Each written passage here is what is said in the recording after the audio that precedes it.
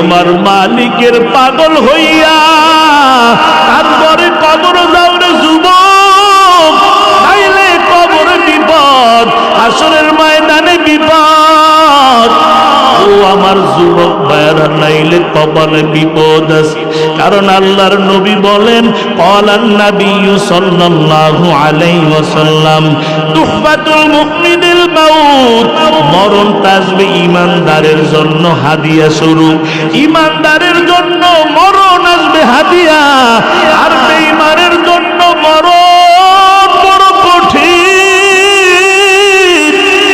ও যুবক ভাই, আমার আল্লাহরে আপন বানায়া যদি কবর না যাও, কবরে বিপদ, হাসরে বিপদ, ফুলসেরাতে বিপদ হইয়া যাবে। আর যারা আমার